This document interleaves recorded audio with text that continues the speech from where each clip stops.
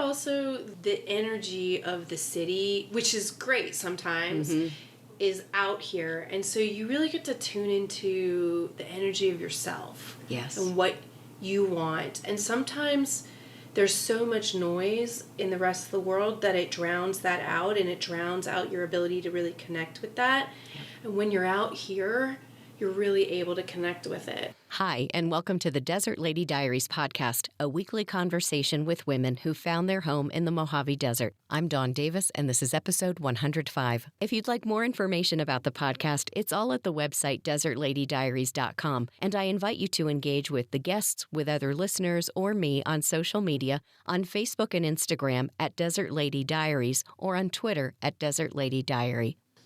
Heather Vescent is a futurist and security researcher living in 29 Palms. She is the writer and producer of 14 documentaries and short films about future technology and is the author of the Cyber Attack Survival Manual. Her work has won multiple awards from the Association of Professional Futurists. She owns and operates The Purple Tornado, a foresight and strategic intelligence consultancy. Welcome to the podcast. Thanks, Dawn. I'm so excited to be here. Yay! So what was your first experience with desert?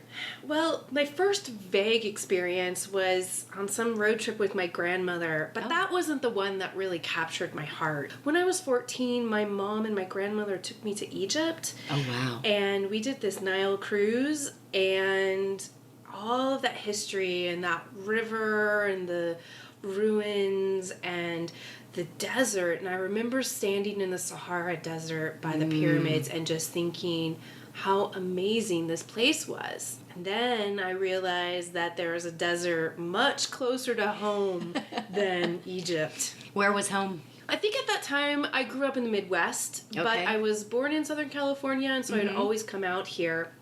But I didn't actually get to know the Mojave Desert until I think I was, it's been almost 20 years. Wow. But I lived in the Bay Area, and I was working in Silicon Valley doing tech stuff, and I had a motorcycle. And I had to go to LA for this conference, so I rode my motorcycle to LA, and then I had planned to go home to the Bay Area through the desert and then up through Tahoe and around. So I had this whole solo motorcycle trip. Right. And I remember driving down the 10 and going in at the Cottonwood entrance and it being so hot. I mean, it wasn't like hot like today, 100 degrees. Yeah. It was like 80.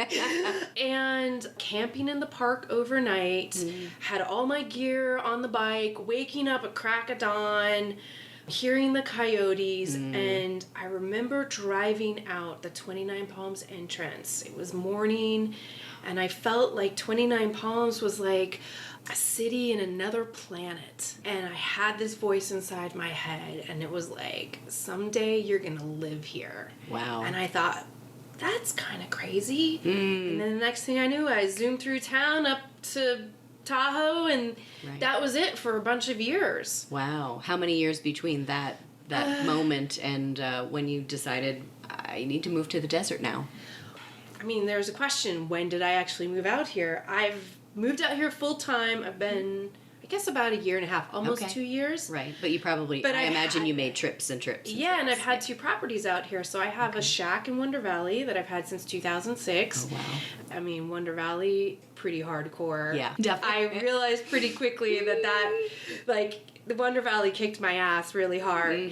And then I live in a geodesic dome, and I bought that house a few months after my mom passed away, and for the first few years, I just Airbnb'd it. Well, at first, I had to change the law in 29 Palms to allow Airbnb, so I did that. I was active with a couple other people to work with the city. And then a few years ago, I was really stressed out, and I decided to take a writing sabbatical at my house out here from LA. I lived in LA. And then I thought, I just felt so creative and energetic, and I was like, I guess I'm moving out here full time. Wow. And so what was that process like, leaving LA behind? Was it from the moment you thought, you know what, I think I need to move out here permanently, till you were actually moved out? What was that like? LA was a really important time in my life. It was part of, I have these relationships with cities and parts of the city and the landscape, right? And so in LA, I became who I wanted to be. I made a bunch of my dreams come true. I lived this life. It was like amazing. And I didn't want to leave that. And it was very bittersweet. It was very hard for me to do that. But I felt more energized. The LA that I love is the LA of like 2006 to like 2016. That LA doesn't exist anymore. No.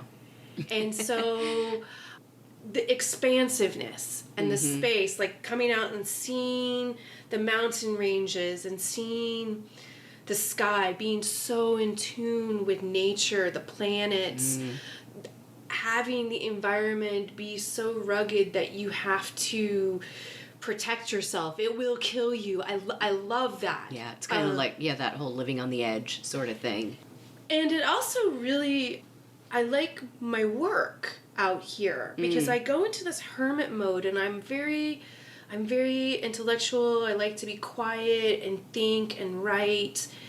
But then also I like to share what I've found. Right. So I have like these two extreme experiences where I'm like super hermit mode, and then I'll go to conferences, like, I mean, I'll go to Munich, or I'll go to New York, or San Francisco, or Toronto, and be around people and be super technical and super urban for a week or two, and then I come back to my Mojave and get to relax. But you have something that is a piece of the Mojave, in a way, that you take with you on these trips that you brought with you today, which is super cool.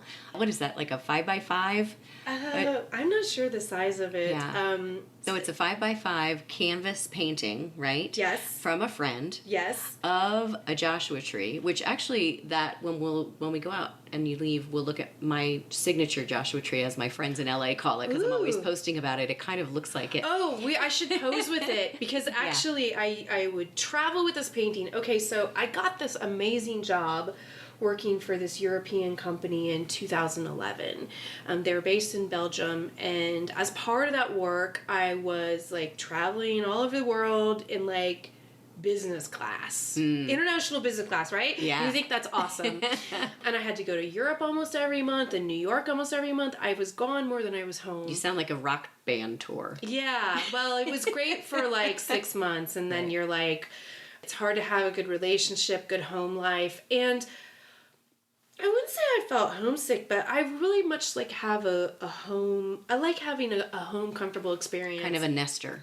Yeah, and so I was working with this idea of like threshold magic, right? How can I extend the threshold of my home to be wherever I was, so that I could feel grounded and secure even if I wasn't in my home. Right. And at the same time, my really good friend Liz Watson, she gave me this painting. And I remembered, like, rich people when they traveled in, like, steamer trunk land, they would travel with their art. And I was like, why don't I just travel with the painting? And so I started traveling with my painting, and I showed you on the back. I started writing the names of all the places. I would take pictures of my painting in these different places. Cool. Sometimes a hotel, sometimes a conference, sometimes in first class with a glass of champagne. It just became this thing that I could always have with me. I could think about it. Ground you a little bit. I remember I worked in this office that was in Times Square, New York, and I'd look out over the city, and I would just see that, and I would pretend that all those buildings were Joshua trees. And so this was always my constant reminder to be able to be connected. I don't know if other people out here, but I feel a very deep connection to the planet, the earth, and the rock. And I always tell people that I like the desert because it's like the earth is naked. You can see geological time. And like, I'm a futurist. I like to look at the future and the past. And so most of the time we're so blinded by like the present moment or what's happening right now. And I mean, like, we need to be present. Sure. Like from a mindfulness perspective, presence is important. But also to be aware at our moment in time.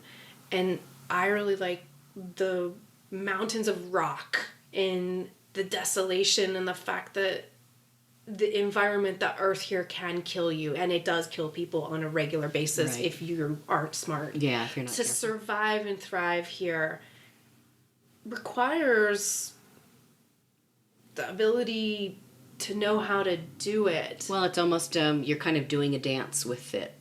You know, you're moving with almost like the tide. You know, to survive in the ocean, you kind of have to survive that way. And I think it's a very similar thing. Cheryl Erickson, who is, she was the librarian at some point in 29 Palms, and now she's very active in the research room. When she was here, we talked about that relationship of, she said, ocean people are desert people.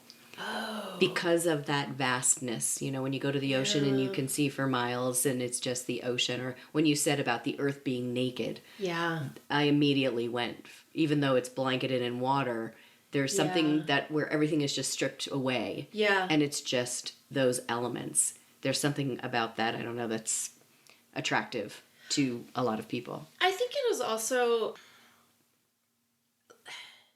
when you're in the city, you get so caught up with every day-to-day interaction and competing and a very human, like all the human drama.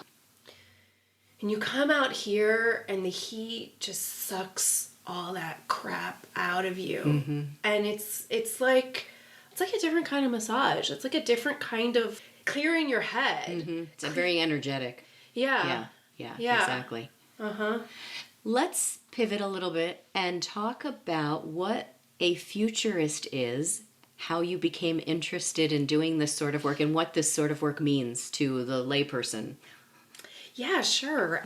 So as a futurist, I'm a scientist and I study things that are happening today, the present conditions and changing conditions, so trends.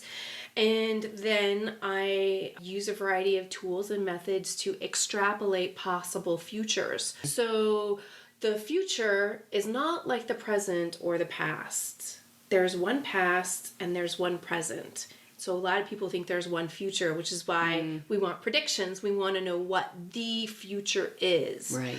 But the future is totally different. The future is a totally different medium. The future is pure possibility. Anything's possible in the future. And the moment these possibilities collapse into a reality is a present moment. And so in my work, which I work for businesses and corporations, but also I like to understand what my future could be too. We have one life to live.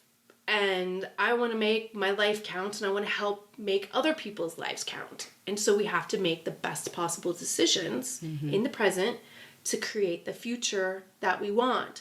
We don't really think about this, so we kind of let jobs, usually it's jobs that like drag us along. I know that's really, I feel like that's been my experience.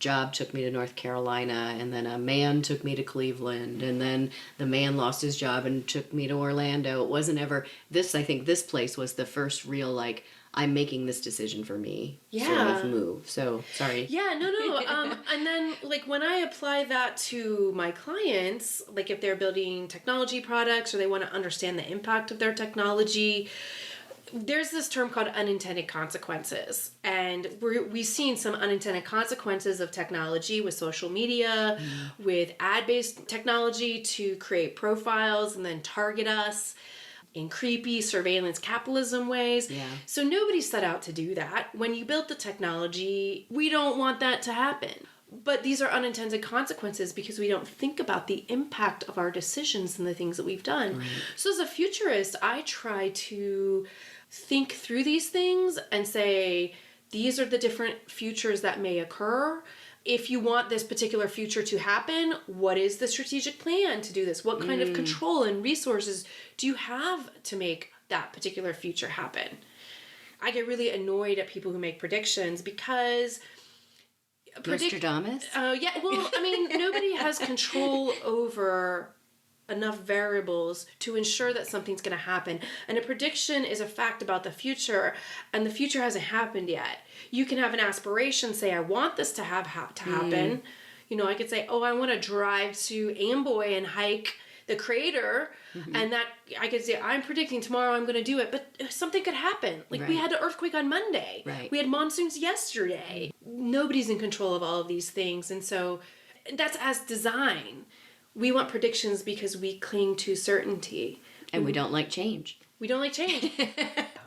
How did you get inspired to become a futurist? Yeah, so I started out my career in Silicon Valley, working for companies, for startups that were like building technology that was ahead of their time. And then when I moved to LA, I was kind of reinventing myself, and I was going to a bunch of different events describing what I did. And someone I met said, "You're a futurist." And I said, "What is that?" So then they told me, and I thought, "Oh, that's interesting. I don't know what I think about that." A few more years went by. And then I thought, you know what? Actually, I'm going to go back to school and get a Master's of Science in Foresight. I'm going to be a real legit futurist. There's kind of a couple different pathways people take. Okay. Sometimes people just change their title and become a futurist, and I thought I could probably succeed at doing that, but I wanted to do it the right way. So University of Houston has the oldest program to get a degree in foresight, which is the degree you get in to be a futurist. And what are the classes like? What are the so there's some research classes, but some of the things that are most important is there's this class called systems thinking, and futurists and other people think differently than other people. Oftentimes when you look at a problem, you're looking at it very small. You're like, oh, that's the problem, so we got to solve it like over here. Systems thinkers look at a broader ecosystem. They're like, what's going on in the system? Is there a positive feedback loop? Is there a negative feedback loop? Is this thing happening because of something over here? To try to understand the whole system, to understand how change occurs. I guess I would say studying to be a futurist is studying change, understanding where change comes from, how it expresses itself, and how the result of the change, what's left after the change. The change can be a dramatic event. It can be a slow-moving trend. It could be a reverse trend. And so looking at that. The other thing that's really important about being a futurist is before I worked in the tech industry, and I totally drank the Kool-Aid that tech will save the world. And so I was very focused on tech, a little bit on culture. Well, one of the first things you learn when you go to school to be a futurist, or even if you just start reading stuff, is this acronym called STEEP, and that's STEEP. And it stands for these different categories of areas of research: social, technology, economic, environmental, and political. And then I always add V on the end as values. So most of the people who are technologists looking at the future are looking at from the lens of technology, how technology would solve it. But there's other lenses. There's the sociocultural, what's happening, and part of that is demographics. So what are young people into? What are old people into? What's the cycle of the demographic in developed nations, in Europe and Africa? What's happening environmentally? What kind of political or military things are occurring that might impact the trend? And so rather than only looking at what's the through impact a single of lens, right, what's the impact of AI from technology? That's one thing. Well, let's add a military lens and a sociocultural trend. And then you start layering these things on top of it, and then looking at it in the ecosystem of, oh, there's AI, there's a startup culture, there's ad tech, and it adds a lot more nuances on it. And then from there, you can be like, oh, I'm going to see what these futures can be. If the variables are this way, it's like this. If the variables are that way, it's like that. And so some of the courses that you take are about understanding how to research, using methodologies for extrapolating those futures and coming up with these futures, both probable and alternative futures. Then understanding how to apply and communicate those futures. I've been really lucky in my career that I've had several clients and projects that I have enough budget to be able to create videos about the future, showing those futures, because what I learned was not that many people like to read a big report. Sure. I was just going to ask you, do you write white papers, or was that what the 14 documentaries were about? Yeah, so I kind of stumbled upon it, but I was doing the future of transactions and payments and money, and I wanted to show what that would be. And so I made this like 3-minute video based on a year and a half of research. Wow. So communicating months and months and months of research, tons of data points in 3 minutes that someone just watches it. Yeah.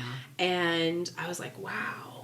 It was used in businesses and in the company I was working for to help them fund technology that would make that stuff real. I love science fiction. I love movies and films. I get really annoyed at dystopian futures. I wanted to show futures that we have control over, futures we want to have happen, and then I wanted to empower people with the videos that I made to show them what that future can be in a positive way. Yeah, because we certainly have enough negative stuff going on. Yeah, I mean, unfortunately, we love drama, and that's, it's the hero's journey and all of that. But if you think about what the future really is, the future's not really that different from the present, except in some very clear, dramatically different ways. Right. What are those ways? Oftentimes, they're both more subtle and more dramatic than a sci-fi author can come up with. Speaking of sci-fi, do you go over to Space Cowboy? No, I haven't, but I heard the ad on the previous. Good. On a previous. It's actually we're doing a promo swap. So he's not paying me anything, and I'm not paying him anything, but he's playing my promo swap on his Simultaneous Times podcast. I was like, I need to check that out. Yeah. I have been into Raven Bookstore. Oh, how's that? Because I haven't been there. Oh, there's so much sci-fi. In fact, I had, I read the Con Marie, and I saw the Marie Kondo Netflix. Oh, yeah. It's about Does It Give You Joy? So I got rid of a whole bunch of my books, a lot of sci-fi stuff, and I gave them to Raven. Oh, okay. I've been here 3 years, and I drive by it. But, it's one of those things, it's kind of like that fruit market down in Morongo Valley. Yeah. I'm on my way home, or I'm on my way out of town, and it's like, I need to stop there, but I never say, I'm just going to drive over to the fruit market in Morongo. The woman who runs that would be great for this podcast, too. Which, the fruit or the Ravens? Oh, the Raven. Oh, okay. She's a really neat lady. I've talked to her a few times. Oh, wow. So. She's been here a long time. Yeah, she's done, if I remember correctly, she lives part-time in San Diego and here, and she runs the bookstore on the weekends, and now she's more retired. I think she's out here more often, but interesting. So I think she does ceramics and stuff. So cool. Yeah, when you talked about being close to the earth and the geology and, historical stuff, I think that's how I kind of feel about being so close to so many people whose parents came here and homesteaded, who I have had on the podcast. And I think that's another thing about being here in this particular area of the desert, is that we really are, even though a lot of those people came in like the late 1800s or early 1900s, there's just something interesting about being that close to the history, like having Anne Congdon on and knowing that her parents created the first newspaper. And when I heard her story about how her dad would drive all the way to, I can't remember where it was, Beaumont, Banning, to get it printed and then bring it back here to distribute, it's just mind-boggling when you see what we've got going on here today. Yeah. Now, Anne was one of the very first people I met when I came out here. And actually, another fun little tidbit is Holgi, the wife of Jack, I'm blanking on his name. He's the artist in 29 Palms. They live in the geodesic dome. She is actually in one of my films I did. Oh, so interesting. She came in and did we were doing a casting call. She came in, we started talking, my director was talking to her, and we ended up shooting her at her dome. Oh, fun. And then years later, I came out here and I have a geodesic dome too. And then that geodesic dome I met because I met Anne and her husband.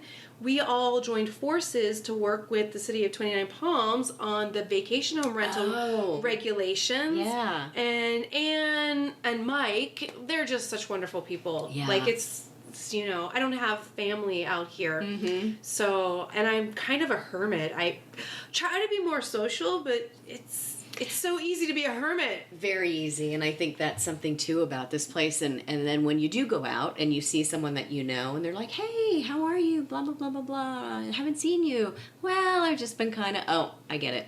And you don't even have to say anymore because we understand. There is something about it that, and especially at this time of the year for me, being in out of the 105, 108, whatever it is out there, there's just, I don't know, there's just something about nesting and being quiet and doing what, you know, whether it's reading or getting some projects done or whatever, but being you can be super focused. Yeah. And I think that's helpful.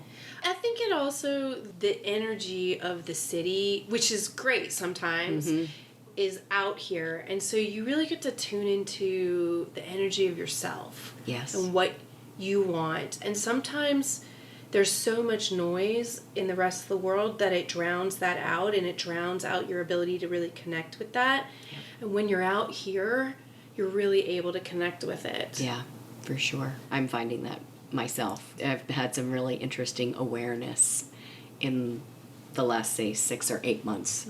So, yeah, again, it's just stripping away all those layers that we've, you know, crammed on top of ourselves, whether they were coping mechanisms for certain reasons and things, or acting in certain ways to get certain jobs or whatever it was. Yeah. It just all kind of pulls it out of you, if you will, and leaves you with you. Yeah. And it's like, oh yeah, I like that, or I want that, or, you know, you're waking yourself up, I guess, you know. And I guess to go back to your question, what was it like to leave LA? That was the end of a chapter. And that was a part of my life I loved so much. And so I had a little bit of a grieving process to say goodbye to that, even though I knew that chapter was over. I mean, like, I knew that chapter was over when my dog that I had my whole time in LA got sick and died. And I was like, oh, God, that's... Yep. And so now, and actually recently, what was it? I can't remember, something happened recently that I realized it was the end of the beginning. The beginning part of my next chapter is over. Like, the transition is complete. Yeah, right. Here is where I am. I could go other places.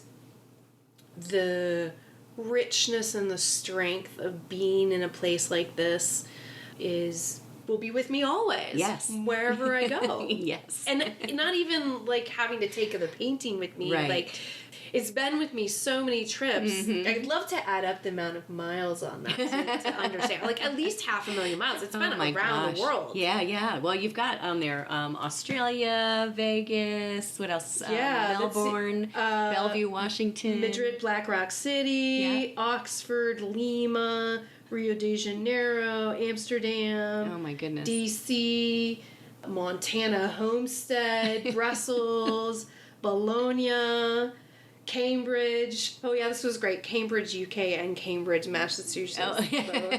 Hong Kong. Oh, my goodness. It went to Germany with me. That's amazing. There's no more room on it, and I leave it by my bed. And I actually have another painting I travel with, too. It's of my dog who passed away, Mr. Dog. My friend Liz painted him for me, too, the same size. So I just, like, travel with two little paintings. Yeah. They're like little guardians or something. Yeah, a little bit of home, and, like, if I'm in a hotel or something, I'd, like, that's my little bit of me. Yeah. Believe it or not, we're at 30 minutes. I'm not surprised. I hope that we got through enough. We sure did. I think we did. And so, all right. What I would like for you to do, please, is select 4 numbers between 1 and 50, and the answers to your questions will be exclusive content available to my generous Patreon supporters. Oh, great. Okay. Gosh. Okay, let's do number 36. Number 9. Oh, let's see, what else? 42, because that's the answer to life, the universe, and everything. And then 26. Okay. Are those good numbers? Do you want to veto any of them? They're great numbers. It's interesting, over the 6 months or so that I've been doing this, though, there is a pattern. Oh, really? There are some familiar numbers and then familiar questions that come up. So something someone suggested to me was, well, you could look at your list, and if it's a question that a lot of people have answered, you could just pick the next one, and no one would know the difference. It's so true. Like, I would would know. Well, I give you full authority to switch things up if you want. Okay. It's a little bit intimidating. Like, there's a lot of numbers between 1 and 50 right. to pick, you know? Yeah. So I should do a study on which numbers were never picked. Oh, yeah. That would be interesting. Oh, wait. I think 18 is that? I don't know. It's like lottery numbers. Yeah, exactly. Okay, so we've got what keeps you up at night. Oh. How do you define generosity? I don't think anyone has chosen that one yet. Ooh. Which number is that one? That was, I cannot tell you. 'Cause Okay, then if fine. someone's listening, they'll pick it next time. What do I define? How do I define generosity? Generosity, okay. And then, let's see, we have, how has being in the desert changed you? I think that's a perfect question. And then, what's one important thing people should know about the desert? So you got some good ones. Oh, this is great. Yeah, so if you're interested in hearing Heather's answers to those questions in a Diary Unlocked episode, go out to desertladydiaries.com, click on the support page, and then select the Patreon option. Thanks again for being here. It was truly my pleasure. Thank you. Okay, let me start with an apology for giving you the wrong date for the MAC meeting last week. I am so sorry. If you're local, hopefully you saw the posts on social media that the meeting is actually the second Monday of the month, which means it was yesterday.